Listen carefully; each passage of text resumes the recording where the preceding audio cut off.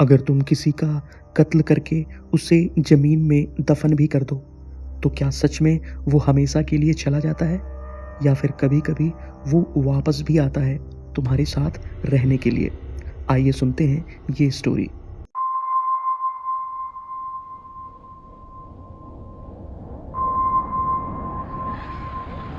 रात का खामोश अंधेरा और दिसंबर की ठंडी हवा शहर के उस छोटे से घर की खिड़कियों से टकरा रही थी।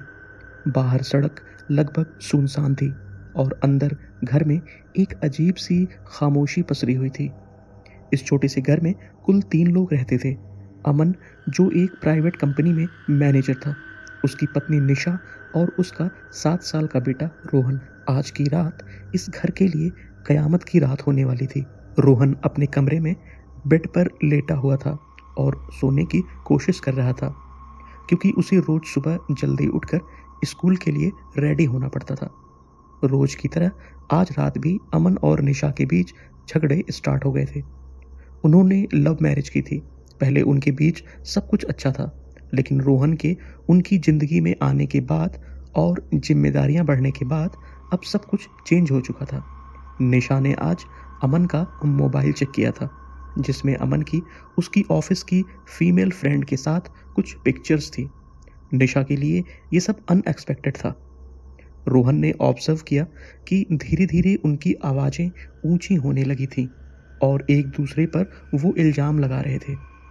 आज वो दोनों एक दूसरे पर कुछ ज़्यादा ही चिल्ला रहे थे। फिर अचानक किसी भारी चीज़ के गिरने की आवाज़ आई और उसी के साथ उन दोनों का चिल्लाना अचानक से बंद हो गया। कमरे में अमन सिर पर हाथ रखकर रो रहा था और उसके सामने फर्श पर पड़ी थी निशा। उसके सर से खून निकल रहा था और उसके पास में पड़ी थी टूटी हुई ग्लास टेबल, जिस पर निशा का सर टकराया था। अमन के हाथ कांप रहे थे। उसने उसकी पल्स चेक की, कुछ नहीं। निशा की सांसें अब रुक चुकी थी। वह पल अमन की जिंदगी का सबसे डरावना पल था।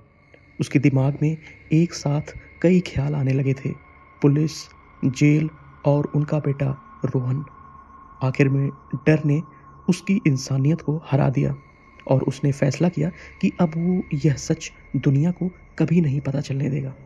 उसने निशा के शरीर को एक पुराने कंबल में लपेटा, कार की डिग्गी में डाला और शहर के बाहर एक सुनसान कंस्ट्रक्शन साइट पर जाकर उसे मिट्टी के नीचे दबा दिया। रात भर वो इसी काम में लगा रहा। उसने वहाँ से अपने सारे निशान मिटाए और सुबह होने से पहले वो घर लौट आया। अगले दिन वो हर बार की तरह रोहन को उसकी स्कूल छोड़ने गया और वहाँ से ऑफिस से लीव लेकर अब सीधा अपने घर चला आया। उस पूरे दिन उसने घर की हर एक चीज़ साफ कर दी, जैसे यहाँ पर कभी कुछ हुआ ही ना हो। अब दिन गुजरने लगे। अमन सुबह रोहन को स्कूल छोड़ता, वहाँ से ऑफिस जाता और शाम को घर लौट आता और फिर वो रात में रोहन के साथ बैठकर डिनर करता।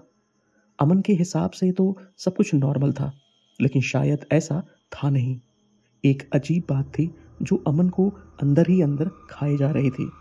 रोहन ने एक बार भी अपनी माँ के बारे में कुछ नहीं पूछा था कि उसकी मम्मी कहाँ है। हालांकि अमन ने तो पहले ही दिन रोहन से ये झूठ बोल दिया था कि उसकी मम्मी नानी के घर गई हैं। रोहन ने उस दिन बस सर हिला दिया था, लेकिन अब कई दिन बीत गए थे। 1 हफ्ता, फिर 2 हफ्ता, फिर आधा महीना, लेकिन रोहन ने कभी भी अपनी माँ के बारे में एक सवाल नहीं किया। यह बात अमन को अंदर ही अंदर परेशान करने लगी थी। उसे ऐसा लगने लगा था कि जैसे मानो उसके बेटे को उसकी सारी सच्चाई पता हो, लेकिन फिर वो इस बात को भूलकर नॉर्मल रूटीन में आ जाता। अब अमन को हेल्थ रिलेटेड प्रॉब्लम्स भी होने लगी थी। वो अब काफ़ी थका-थका सा महसूस करने लगा था। उसकी पीठ में अब काफ़ी दर्द रहने लगा था, जो पहले हल्का था, लेकिन धीरे-धीरे उसकी मसल्स में खिंचाव भी शुरू हो गया। वो इसे इग्नोर करने की कोशिश करता, लेकिन हर बार दर्द बढ़ता चला जाता। अब उसे ऐसा लगने लगा कि जैसे उसकी रीढ़ पर कोई भारी बोझ रख दिया गया हो।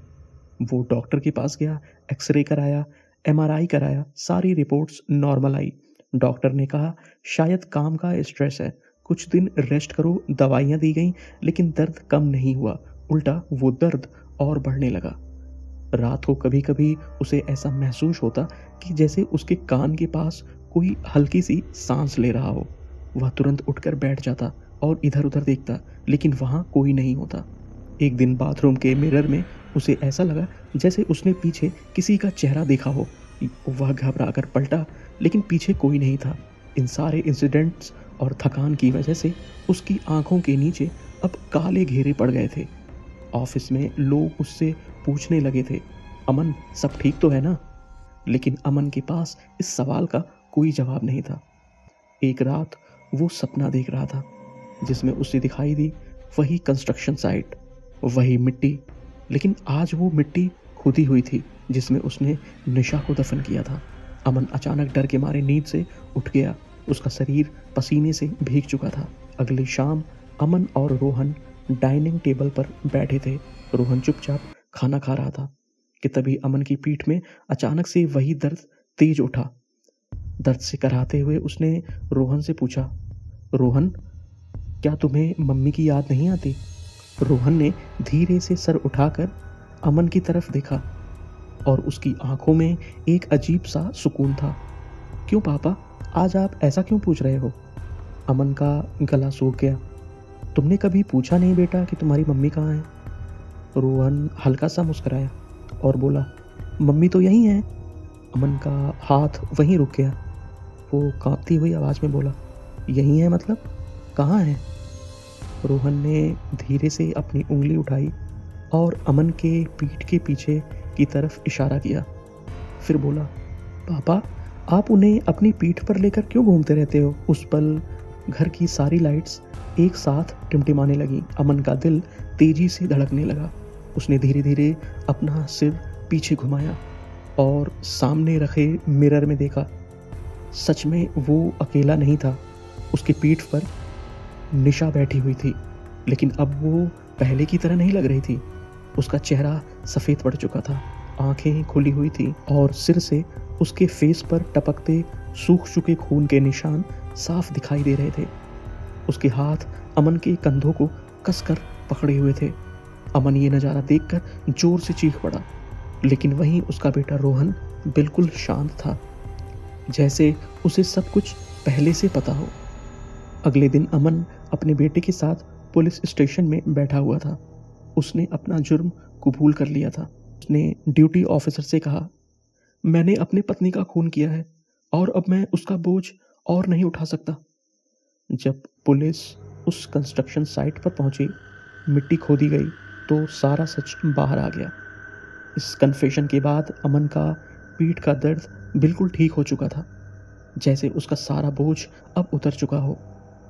अब लगभग 1 महीने बीत चुके थे। अमन जेल के एक बंद कमरे के कोने में थोड़ा झुककर खड़ा था, क्योंकि अचानक आज उसकी पीठ का दर्द फिर से बहुत बढ़ चुका था, जैसे उसकी पीठ पर फिर से कोई लटका हुआ हो।